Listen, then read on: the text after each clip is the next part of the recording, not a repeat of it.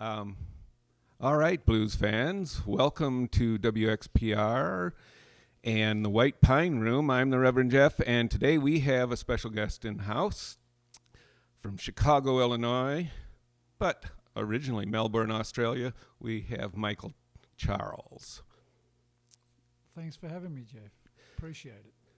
Well, tell us what you're doing in the Northwoods, first of all. I understand you have a gig up here that you're traveling between a couple different shows? Yeah, we're here on the road touring, obviously. We're playing for the Harley-Davidson tomorrow, and tonight we're at the, what's the name of that place again? Daly's, that's right. Okay. So by the time you hear this, folks, you'll have already played those gigs, but hopefully you got out to see them, because it's great that we have someone traveling through the Northwoods bringing not just Chicago blues, but all sorts of blues and rock and blues music is a combination of a whole bunch of different kind of music. And for me, anyway, I look at blues as, some people may say it's a traditional style, which, in many ways, I guess it is. But for me, being a songwriter, the blues is all about feel. It's all about what you're feeling at the moment when you write a song, or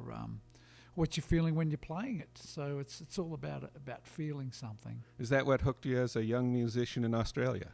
No, it didn't, because when I was living in Australia,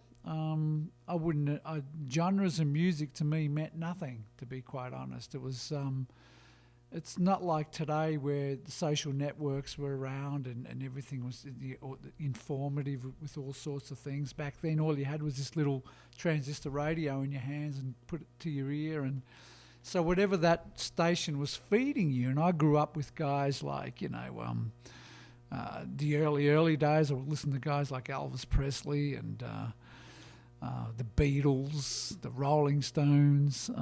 Then as time went by, then I got into, like John Fogerty and Creedence and so forth, Eric Clapton and Cream and all those guys. So you're kind of just learning stuff. You're learning from these people that were obviously influenced by the blues.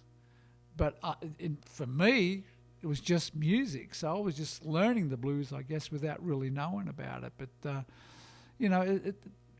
that's how I started. It wasn't like discovering a blues it wasn't scene that like some people do. I wasn't out there saying, I'm going to be this blues guitar player, I'm going to be this blues vocalist. No, there was none of that in my mind at all. And to be quite honest, even later on in my career, I just kept playing music, writing songs. And when I had the invitation to come to Chicago, and ended up, my first gig there was at Buddy Guy's Legends in downtown Chicago in the Loop. And to be quite honest, that's when it really hit me. Wow, that's what I've been playing my whole life. It's blues, Chicago blues. So you just filtered out of all the things you were hearing a sound that someone connected to Buddy Guy's heard and said, wait, yeah, let's bring this guy out. That's how it happened. It was Buddy Guy and his management that brought me out originally from Australia. Quite obviously by then I knew what blues was all about, but not that I was out to be that. I just wanted to be the best musician that I could be for myself and for people to listen to it.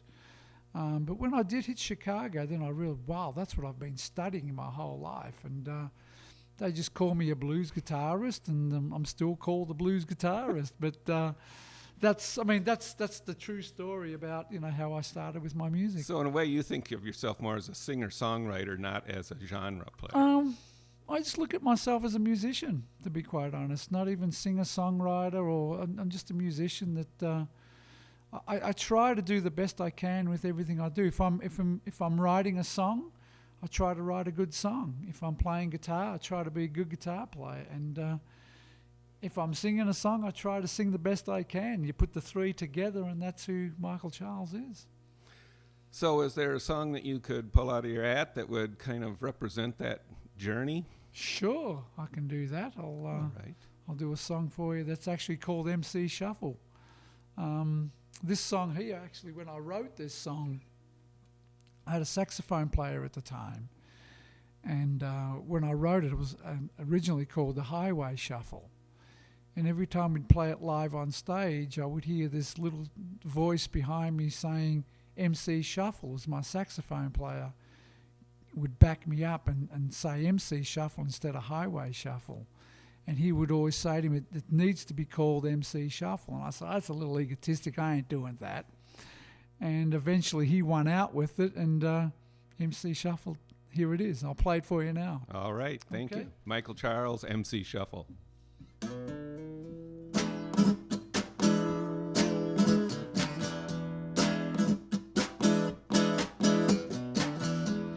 Driving down the highway, I'm looking for some place to stay.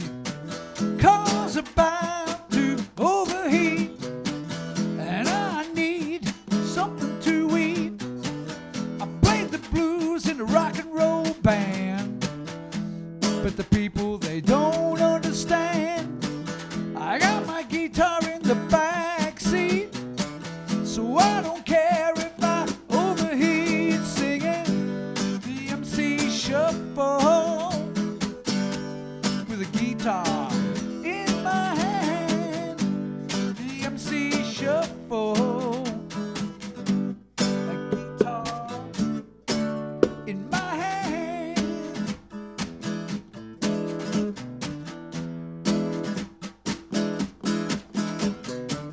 I found myself a country town where there's not many people around. I sold my car, I don't need much money. It's kinda slow here to get around. All you see is a memory staring at you up that main street. So all I do, play this guitar, and I don't care if I don't get too far. I'm singing the MC Shuffle with a guitar in my hand. The MC Shuffle, a guitar in my hand. Yeah.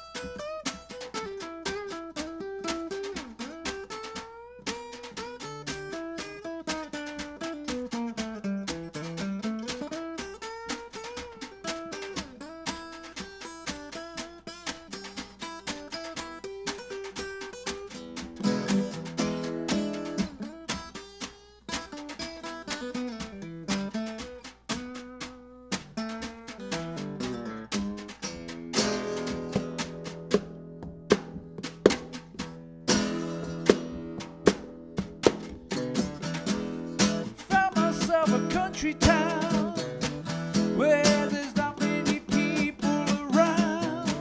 I sold my car, I don't need much money. It's kinda slow here to get around. All you see is a memory staring at you up that main street. So all I do, play this guitar, and I don't care if I don't get too far. I'm singing the MC Shuffle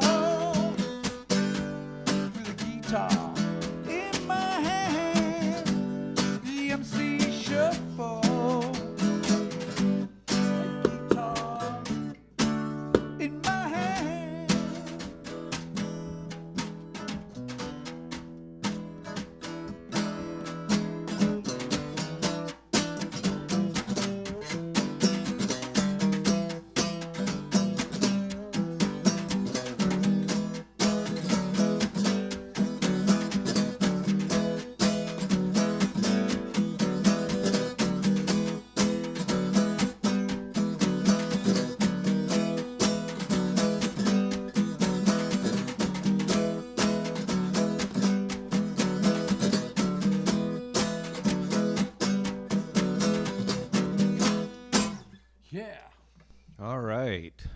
Michael Charles, MC Shuffle.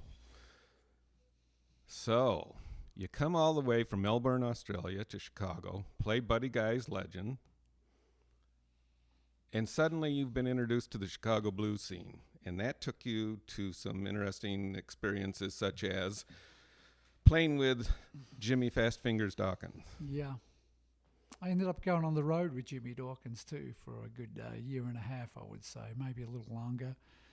And when he asked me to do that stint with him, I said to him, well, there's a deal that comes with that.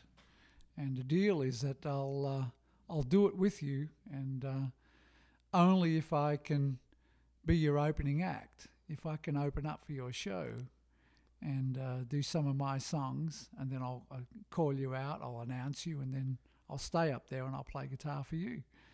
And he accepted the deal. It worked for both of us, and it was a lot of fun. It was good. So that whole scene that you step into, there you are. You're from the other side of the world, basically.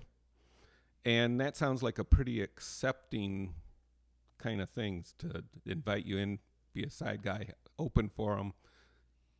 How about some of the other experiences on the Chicago scene? Was it all, like, did you have to keep proving yourself at all, or? I don't know if it was proving myself. All I know is from what I remember, we're talking, when I got to Chicago, 30 years ago. Yeah, now you're an institution there. Yeah, so it's, but from what I remember, I was more into just letting people know that I existed, that I was actually there doing things. So, and one of my best friends, BJ, Brian Jones, which was a drummer that was at the time was playing with the late and great Junior Wells.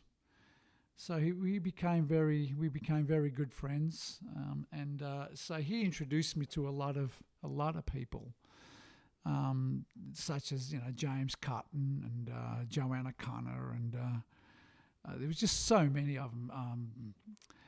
And then through Buddy, I got to know Phil Guy too, his late and great brother. And Phil and I became very close. We became really good friends. So I used to do shows with him. And then through BJ also, I got to meet George Bays, which was the guitar player for Junior Wells. So through him, I got to meet a whole bunch of great musicians, drummers like, Willie Hayes and Charles Taylor on bass and all these great musicians. So I just kind of, I absorbed all that and kind of through one person to another. And so, but the fortunate thing with me was that I got to start at the top instead of the bottom. So being able to say, well, I came out because of Buddy Guy and his management, it wasn't that hard to meet all these great musicians. But the thing that got me was I would have to shake my head a lot and blink my eyes around because they were just a bunch of faces I recognized on record covers, right? Or the albums I had at home. And here they are, they're talking to me and I'm talking to them. So it was a hell of an experience. So it took a while to get, used to that. But at the same time, my biggest focus was to let people know that I existed. So once I overcame that, all these record faces, we'll call them record faces, right? And once I got accustomed to knowing these people, then my biggest goal was to just do the best I could and not be tossed aside, if that makes any sense to you. I didn't want to be tossed aside. And music careers can be rather brief. Yeah, it can be really brief. Flavor of the month can change to somebody else and all of that. But for some reason, I survived that whole thing. And 30 years later, I'm still in the Chicago scene and now the United States scene, I guess. And I don't think about it too much until we talk about it like in an interview or something. But it's just I'll consider it's just my work. It's what I do when you do the best you can. Well, and speaking about work, I look at your bio and it says tour, followed by tour, followed by tour, followed by tour, followed by some recording, followed by tour, and it's just over the years, it's been quite a number of miles have been racked up. It's been a hell of a ride, I can put it that way to you. And you're describing it now as A to Z, right? That's the documentary name. Yeah, it's all I really know from A to Z. And that's probably putting it simple. So I mean, I think everyone's life goes from an A to Z, and we're all the same. We're all just people on this planet doing the best we can, and as long as we do what we believe we do best, I think we all will succeed. But I think the people that fail in life are usually people that quit on it or get a little nervous and scared about things. But I was lucky to have a dad that taught me not to be scared and not quit. Because I remember when he looked at me, I was just a young boy, and he said, I can see you're going to choose music as your life. And he goes, you've chosen a real tough one there. And he goes, if you're going to do it, don't look back. And if it gets hard, don't quit, because you always remember, as soon as you quit, you got to start again with something else. You're going to go back to the start. And those words stayed with me. So through thick and thin, we'll just call it the good, the bad, and the ugly, I guess. And it's been a good life. It's ups and downs, like everyone else, and just stick with it. If anyone's out there listening that wants to do this, just stick with it. That's the best thing you can do. And you were lucky enough that, he taught you a few chords on the guitar. Yes, or you read that too. Yeah, he was my hero. He taught me, I think, 3 chords, a C, a G, and an F. He may have taught me a D in there somewhere.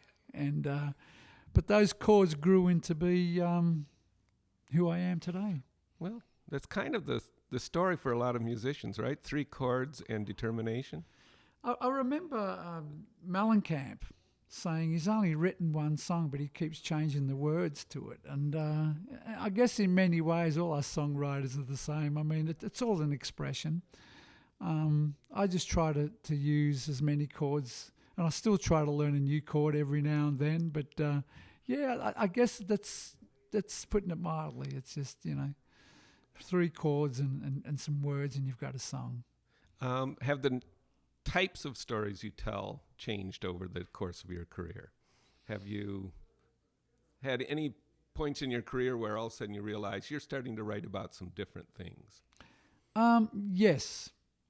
I remember my early writing would be more about what was happening to me at that time, which makes a lot of sense. And when I listen to my lyrics, it's normally I can think of a song called "I'm a Puppet" that I released. It was my first solo single, and it was all about meeting my ex-wife. It was all about how I felt about this woman, and I think that's kind of normal for a lot of songwriters. But I wasn't lucky enough to have a marriage that lasted. So when that fell apart, I went into another stage. Then I really started writing some blues lyrics all about depression and how life can be horrible and hard and all of that. And now I'm at a point where I just write about things that have inspired me through my life. And that's a whole different animal again. So it's a mixture of early days and later days. And I think as we all get older, we start realizing that don't take advantage of certain things, if you get what I'm trying to say, because I think as you get older, you start realizing that some of these things in your past that you thought sucked or wasn't so good, it was pretty good. And you think, why did I let that go? Or why didn't I stick with that? Or, that saying I'm sure we all remember our parents saying to us, or we hear them saying, if only I knew what I knew back then, what I know now. Well, here we are, right? Yeah, exactly. So I'm like, okay, but you've got to learn through that, I think. And I think the biggest thing that I've learned through my travels is just to accept people and like people, and don't get too hard on them. And that's probably the biggest thing that I've learned. You have a song that might represent one of these later lessons in life? Yeah, I have actually.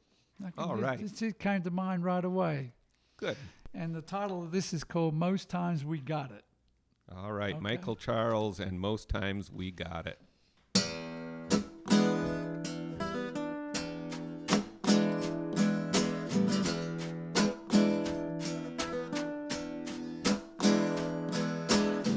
Ain't got no money, I ain't got no time, ain't got nobody to drop me a line. Smoke too many cigarettes, and I love my wine. I had your love, but I left it behind.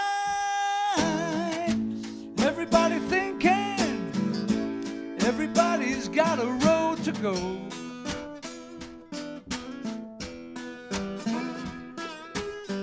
Most times we got it, all you need is to know.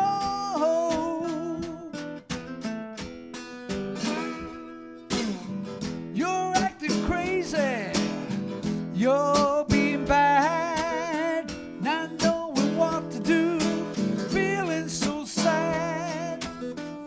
A long time running, I can't run no more.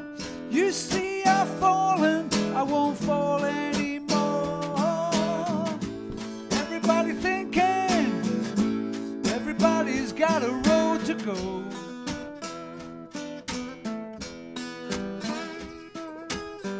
Most times we got it, all you need is to know.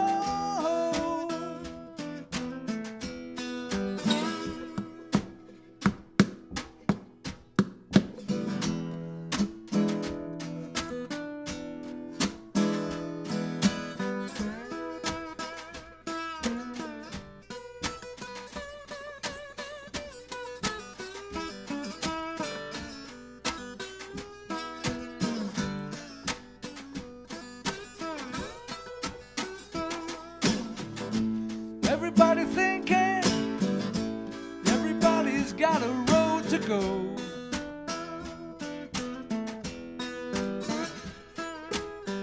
Most times we got it, all you need is to know.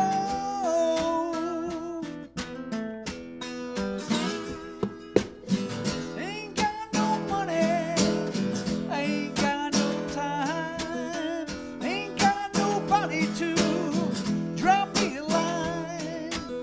Smoke too many cigarettes, and I love my wine. I had your love, but I left it behind.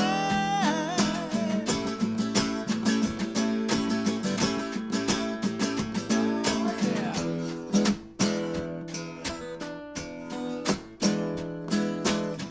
Most times you got it, all you need is to know.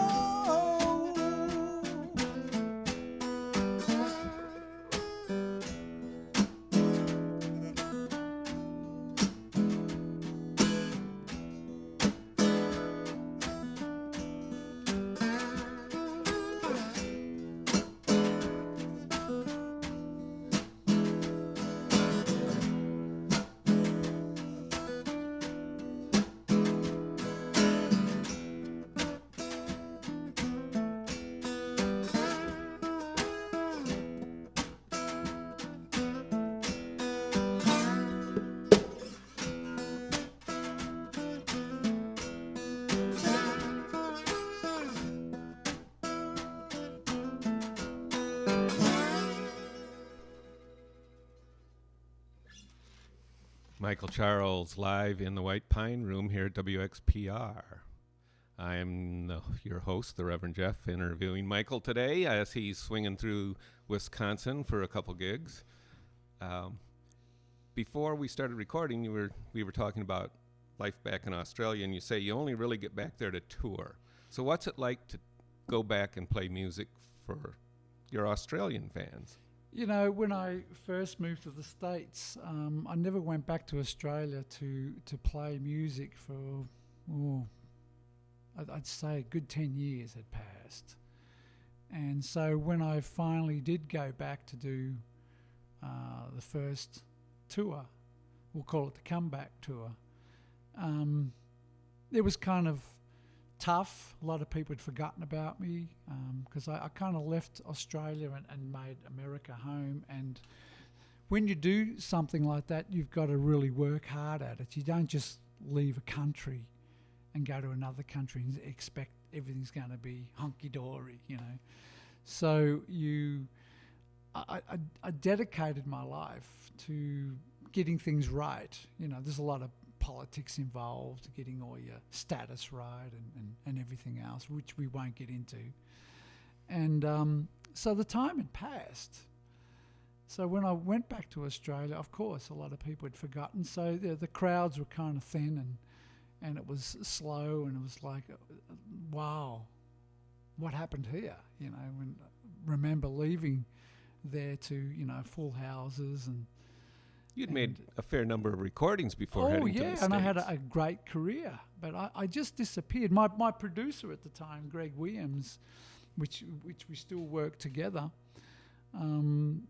he didn't hear from me for a good 10, 12 years himself. And when I finally contacted him, I was releasing my I'm Nobody's Fool record, and I sent him all the master tapes so he could master it up, and I just needed to have some fresh ears on it.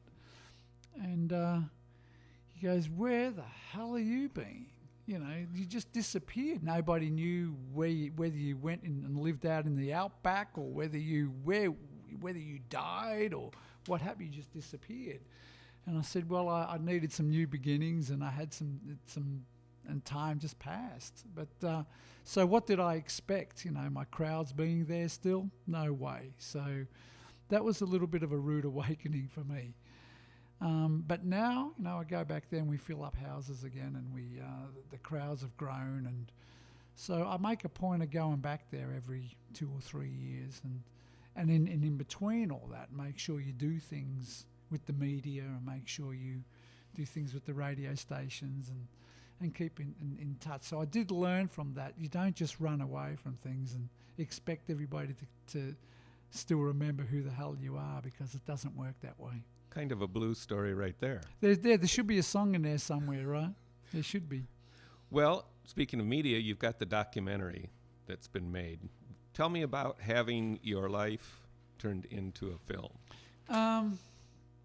Very strange feeling. I mean, I remember when I started recording music and bringing out singles and albums and stuff, the hardest thing for me was to get used to hearing myself recorded, and it took a while for me to get used to it. Everybody else sounded better than I sounded to myself. I thought, what, you know, who am I trying to kid? Because you got to get used to how you sound, you know. And so when this documentary was, when the director Alex Silverstein approached me to do this, I kind of thought, a documentary on me? I said, it kind of didn't sound right. But once we completed it and I watched it,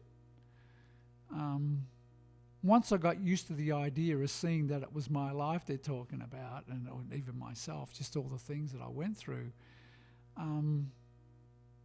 by the time I watched the whole thing, I actually physically felt tired. I said, man, I have done a lot of stuff. And but it's one of those things that I think it's just an honor.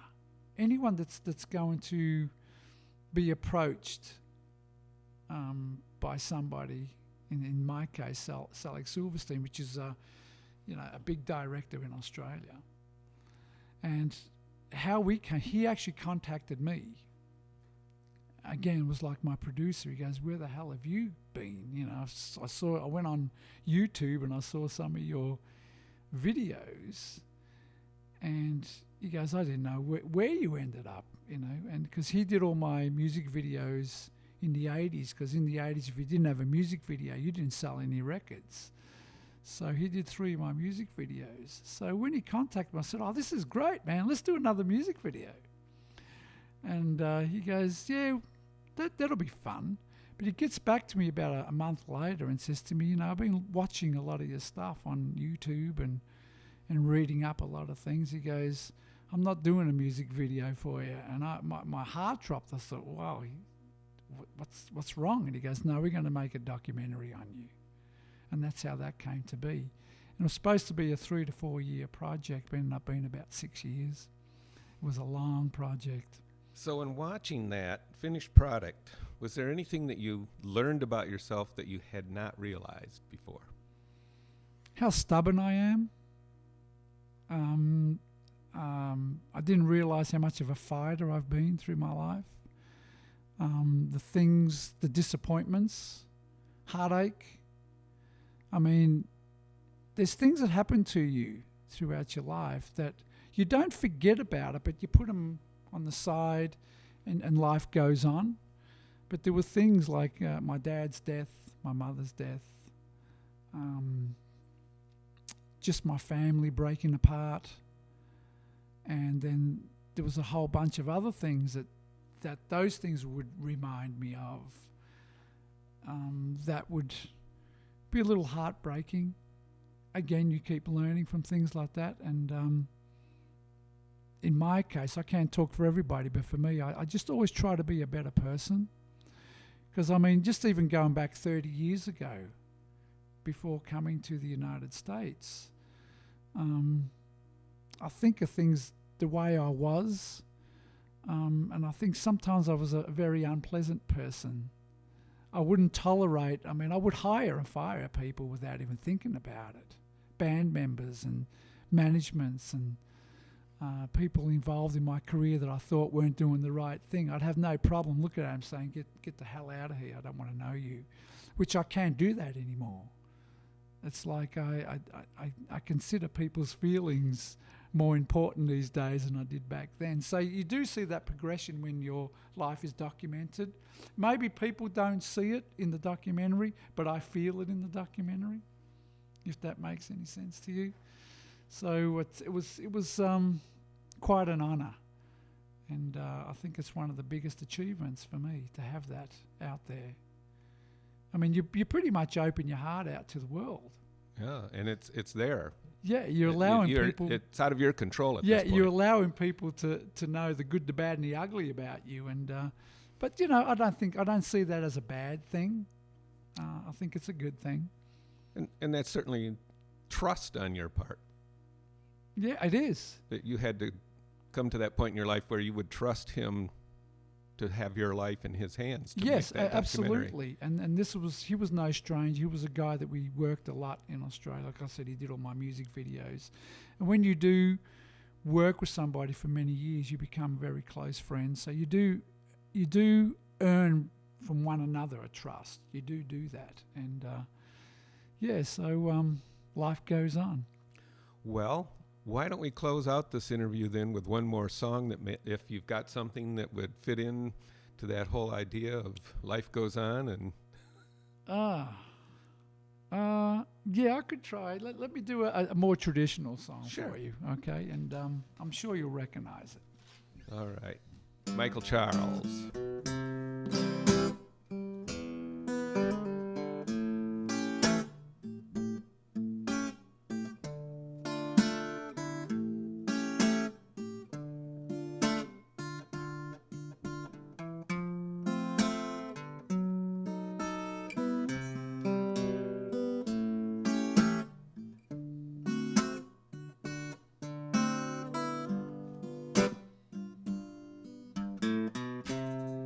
Once I lived the life of a millionaire,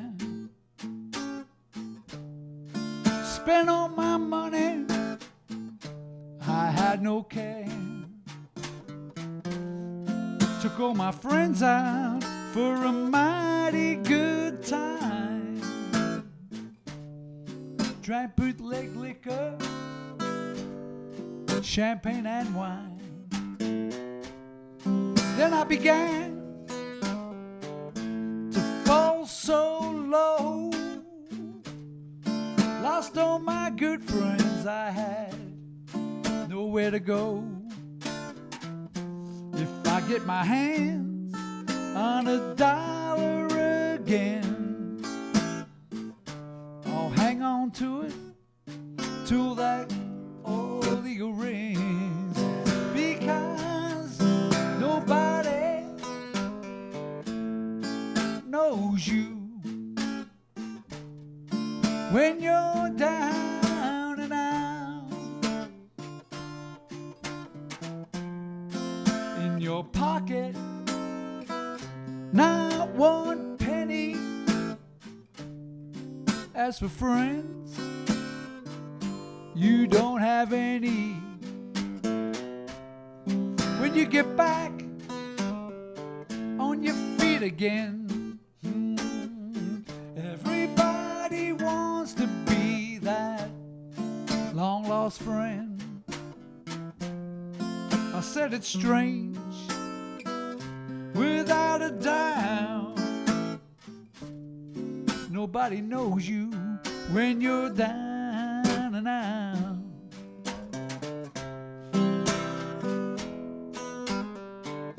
Nobody knows you.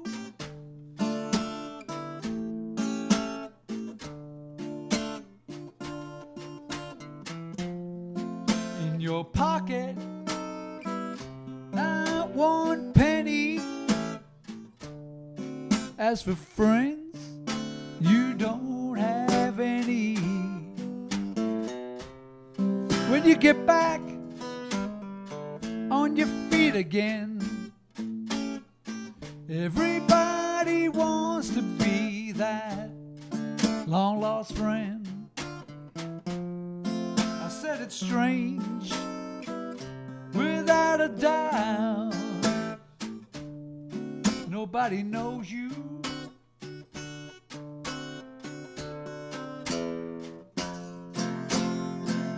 Nobody knows you. Nobody knows you when you're down and out. Nobody knows you.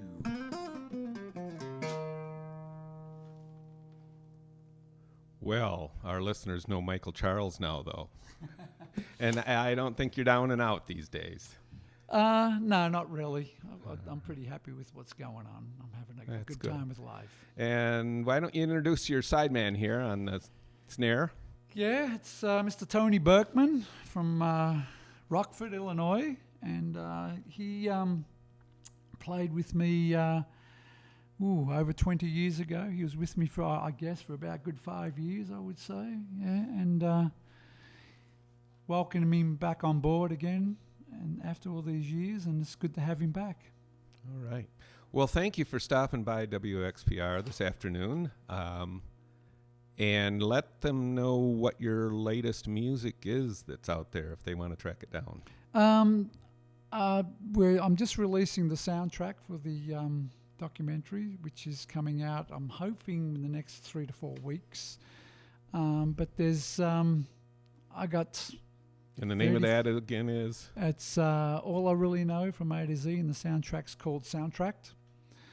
And just go to my website, michaelcharles.us, and you can pick up all my albums and DVDs or whatever you want off the website. All the things that help an artist actually make a living these days? Yeah, of course, everything helps. And but, you know, in my case, I've got so many out there that... take your pick. All right. Well, it's been a pleasure having you here in the White Pine this afternoon at WXPR. I'm the Reverend Jeff, and this has been Live in the White Pine Room with Michael Charles. Thank you, Jeff. Appreciate it.